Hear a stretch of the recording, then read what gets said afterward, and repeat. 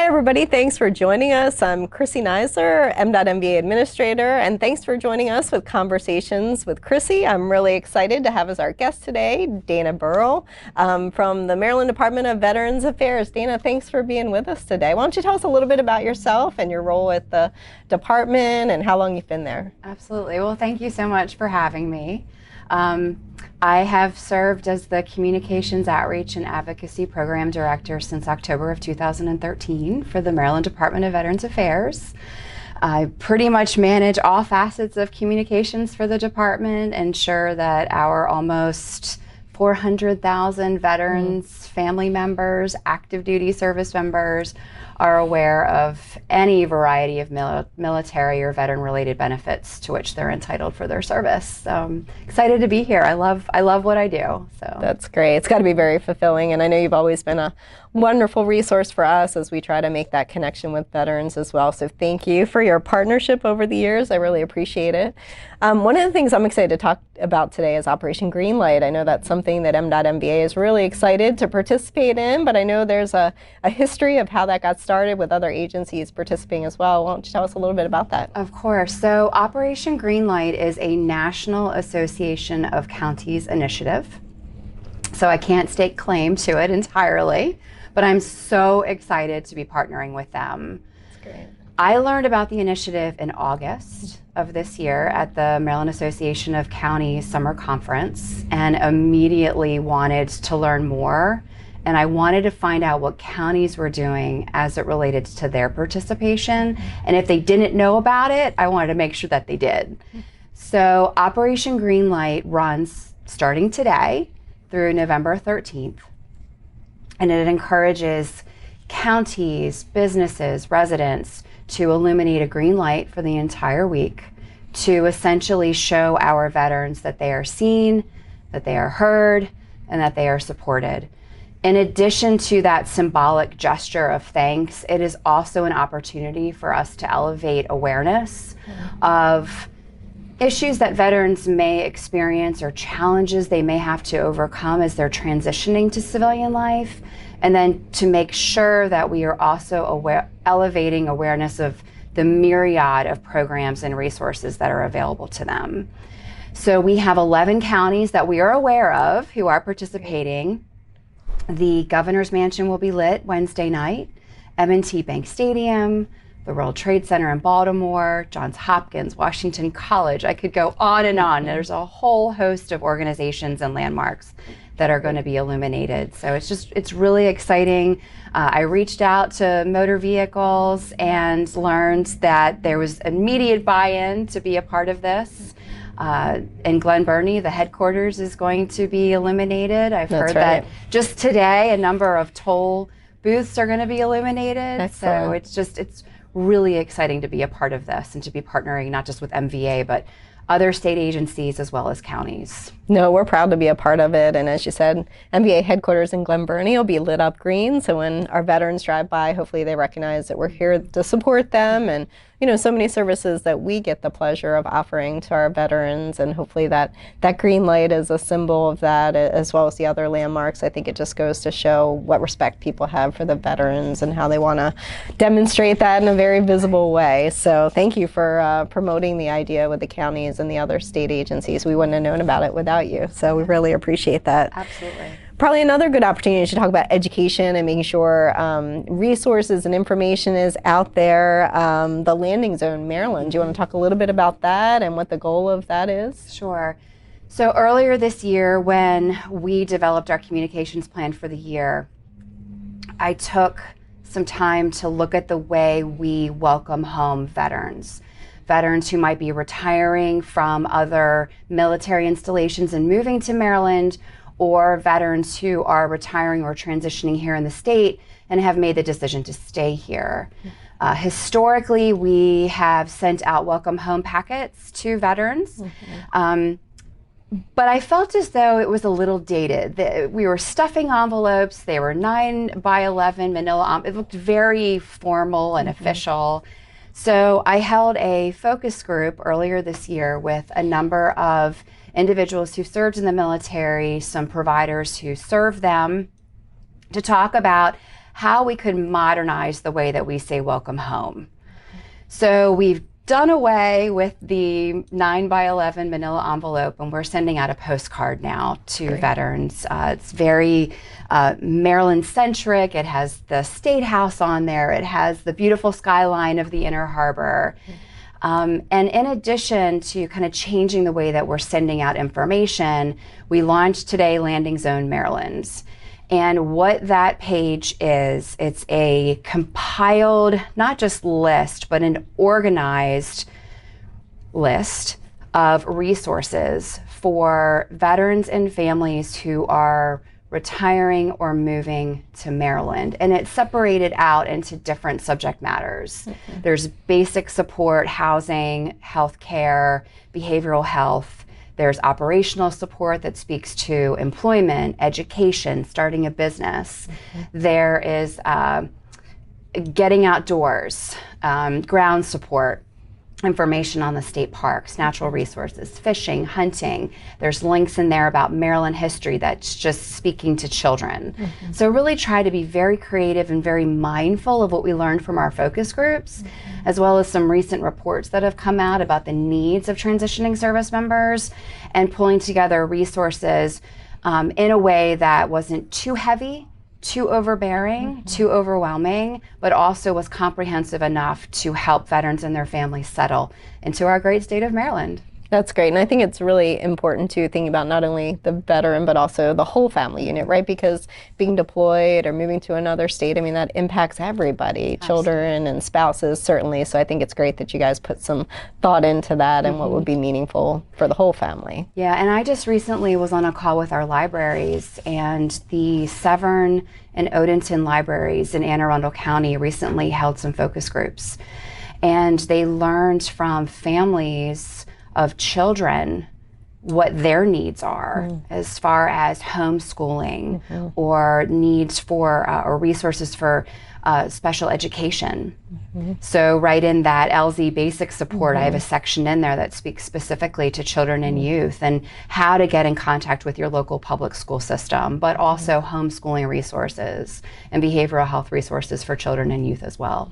Yeah, it's been a few tough years for our young children, so the more resources we can provide and make sure that they're getting what they need from an educational standpoint, that's great. That's wonderful that you guys are doing that. And, you know, we're excited that starting November 7th, we've got our own little card that we'll be handing out about Landing Zone Maryland. It's got its QR code and contact information. And, you know, we know that often MDA is one of those first services that people are, you know, needing to change that license or vehicle registration over to. And so we want to make sure they're welcome to Maryland through the MBA, that that's a good experience, that they know that we appreciate their service and, you know, we're thankful for what they've done. There also are, you know, many benefits that we provide to veterans. So just making sure that folks are aware of that from the very beginning. Right. And I could not thank you enough for being a part of this and for partnering with us in the distribution of those cards. Right in our LZ basic support is a whole section on motor vehicles and registering your car and getting your veteran designation on your driver's license. So it's motor vehicles, your team, and the libraries. It's been an incredible partnership, and there's really, I never really get a no from anything I ask for, so thank you. We try to say, how can we help, right? That's what it's all about. And, you know, I think that's a great segue. I'm not sure if everybody knows that we do have Veterans Affairs offices right in many of our MVA branches. And, you know, that was one of those great partnerships where I think I received a call from the secretary just saying we need some help. You know, I believe at the time, and I don't know if it's still true, but the Anne Arundel County had the most number of veterans. And so, you know, the idea was, can we locate a office right here within our Glen Burnie headquarters building to provide those needed services to our veterans? And we were happy to accommodate, and in 2019 opened that first office that's been followed by many. But it's really exciting because they become a part of the MBA team and, you know, working together. And I know oftentimes there's, you know, somebody maybe getting veteran services and then they come over and the staff person kind of guides them into the resources they need from MBA as well. I wonder if you can talk a little bit about the impact they've made in our veterans' lives. Right. So I think it was back in 2018 we were talking internally as a team about where we could place our veterans benefit specialists in a way that it improved customer service. Where are our veterans already in the community, as opposed to suggesting to the community to come to us? We wanted to begin embedding offices where they are. So our first office, of course, was in Glen Burnie, and we are now 6 offices strong. Just as recently as today, our service program director, Phil Munley, informed me that since the first office opened in Glen Burnie, we have had a total of 80,000 contacts. Wow, it's incredible. Between face-to-face, email, and phone with veterans and family members just within these 6 offices. So it really has been an incredible opportunity and a wonderful partnership. That's great to hear about, the number of people that have been served. I wonder if you can talk a little bit about the types of resources they might be coming to Veterans Affairs. That way, veterans who are out there, maybe they're not sure what they might need and what those offices could provide them. Sure. So our service offices have within them accredited veterans benefit specialists. So they've all gone through specialized training with the federal VA to be able to assist veterans, dependents, survivors, active duty service members with filing claims to the federal VA for benefits. The 2 most popular benefits are compensation for disability, so compensation for an injury or a condition that was either incurred or aggravated as a result of military service, or pension, which is an income-based benefit that some veterans who served during a wartime period might be eligible to receive, as well as survivors. So our service officers sit down with veterans and dependents and go through their discharge paperwork with them, their medical paperwork with them, and help them make an informed decision when they're trying to determine if they are eligible.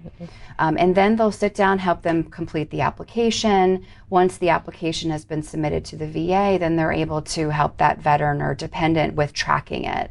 Because it can take a while from the time that the application is submitted to the time that it's adjudicated. So our service officers are available to answer questions about the status of it. And then once the VA comes back with a decision, our service officers are here to help explain what that decision means. Because when you get the packet in the mail and it says you're 70% service connected, what does that mean in terms of not just the added income benefit, but also healthcare too?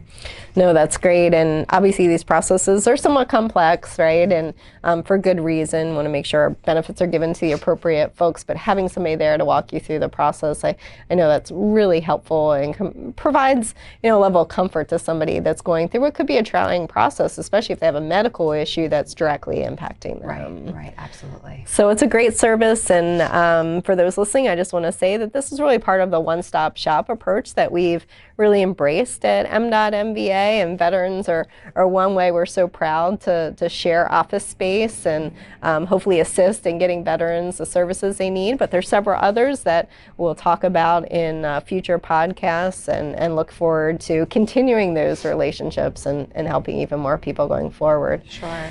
I know you've talked about some of the ways that we assist veterans in terms of some of the services we provide. You mentioned the Veterans Indicator on the license. I know that was a really big one. Started off on the back of the license. Right. That was all we could do at the time under our old license style.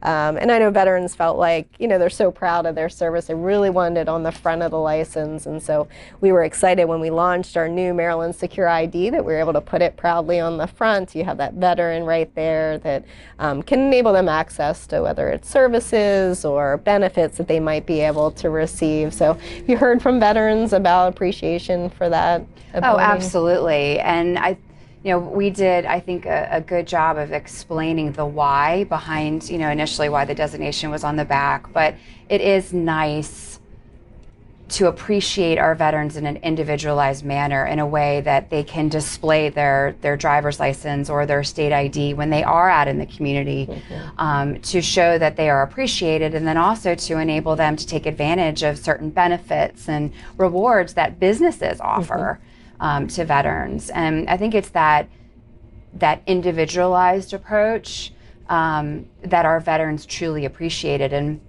one of the things that I had wanted to mention as it relates to our service offices is it's easy to say, you know, we have served 80,000. It's easy to show our successes in a manner that quantifies our success, but there's a lot of qualitative information that we receive also that shows how, on an individual level, how successful we have been. And in our Bel Air service office, our service officer, Mike Cantrell, assisted a Korean War veteran with a rating increase. And once that rating increase was approved by the VA, it led to him receiving over $15,000 in retroactive payment from the VA. And he is now receiving just shy of $2,000 a month in a tax-free benefit that he will receive for the duration of his life. And that's just, you know, one example of many, you know, that really proves the impact that we're making, not just when we say 80,000 contacts, but also too how those added benefits really are changing people's lives. Very true. I mean, I love to hear those individual stories, because you're right, numbers are one thing, but if you think about that, his family and the benefits that's providing to his family, that's wonderful that you guys were able to connect him to those services that he deserved all throughout the years, but now is able to access because he went to one of the centers. So definitely makes sense if somebody's going through the process to reach out and get that additional assistance. I know obviously one of the other things we're really proud of is all of our license plates, and the military license plates in particular. I don't know if everybody knows, but every time there's a new medal that's authorized by the U.S. government, then we work with Veterans Affairs to make sure that then becomes a plate, and those who have honorably served can display that proudly. I know it is a source of honor, I think, for our veterans. But the plates have grown over the years. I remember when I first got here, we didn't have plates that just honored individual branches of the armed service. So we've started that process where, you know, if you just want your Navy plate or your Army plate, you can get that as well. And I know one of the big initiatives was Proudly She Served. We worked on that plate, and that was really for our women who have served honorably, wanting to display that. And you want to talk a little bit about that process? Absolutely. So I was brand new to the department. I started in October of 2013, and I think those plates were launched at some point during 2014, I believe. And our deputy secretary at the time, she had brought up the fact that, you know, we have all of these wonderful military-related plates, but we also want to be able to recognize the growing number of women who have served. They are the largest growing subpopulation of veterans in the nation. We have just around 50,000 women here in the state who've served. So our deputy secretary at the time diligently worked, and again, MVA rarely says no. It was just really exciting to partner with the administration to see those plates come to fruition. And I love being out on the road, driving around the state and seeing the plates, and being able to say, oh, you know, I was with the department when those plates were launched. So it's really exciting. I agree. I get the same excitement when I see the plates out on the road, and never thought I'd get excited about seeing a plate, but being a part of it and knowing that that's really impactful for somebody. You know, they want folks to know that they served and the sacrifices they made, and so just really proud to be a part of it. You know, we redesigned fairly recently the disabled veteran plate, so again, trying to make sure, especially those who have not only sacrificed, but now have, you know, those physical disabilities that they have to deal with, how we can, again, make sure we honor them. And then you talked about, you know, percentage of disabled for the 100% disabled veterans, they can get that free registration. That's something the legislature approved, and certainly, again, shows our gratitude for the service and the sacrifice they have made. Right, and you mentioned the disabled veteran plate.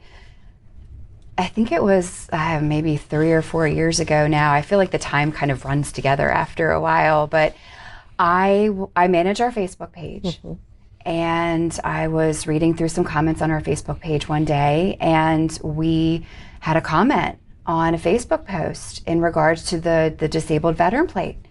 And it was a retiring colonel. He made a comment, and he said, you know, I think it's great that you offer the disabled veteran plate, but can we make it more visually appealing?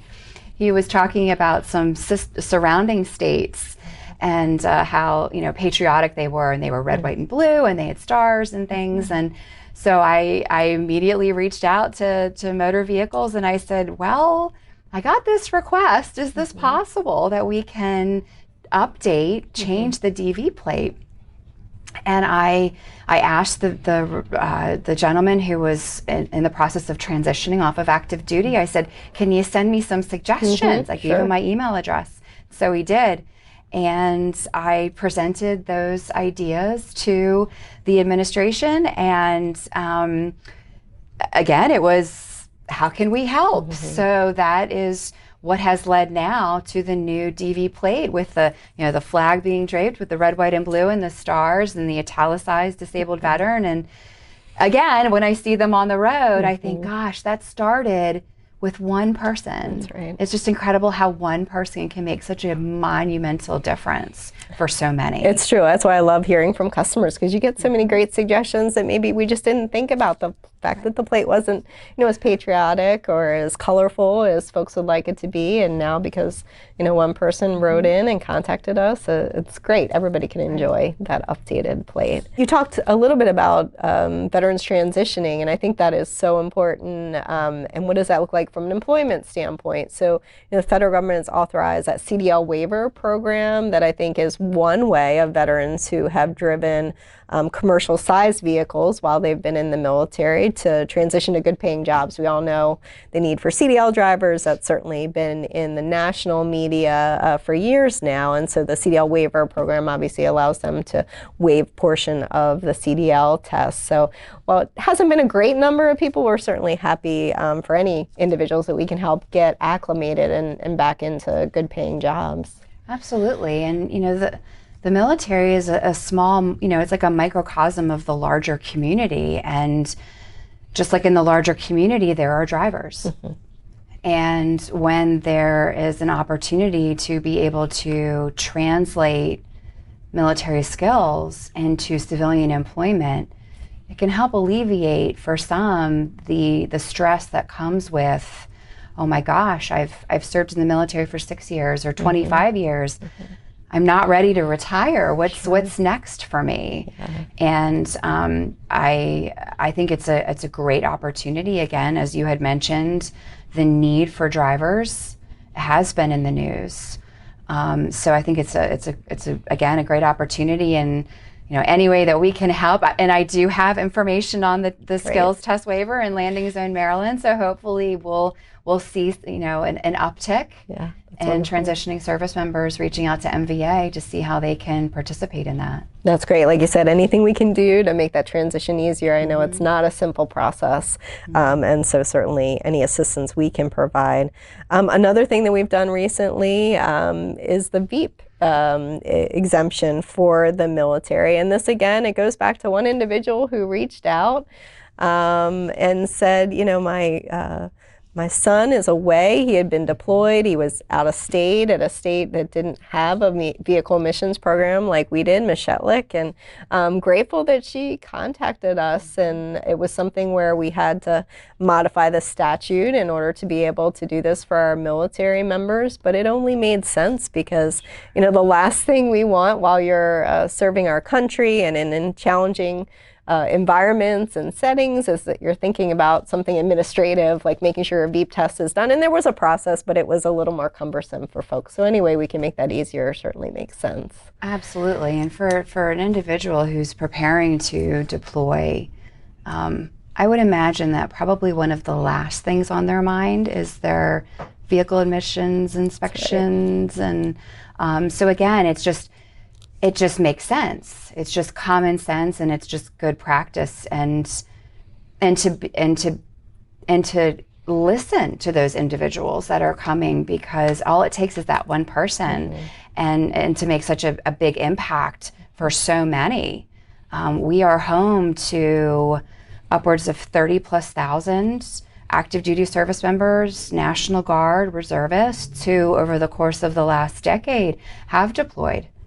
And when they're thinking about if they have family, if they have children, having to deploy and leave family members and get their finances in order. Right. And there's so much that's going through someone's mind as they're preparing to deploy to a potentially hostile environment.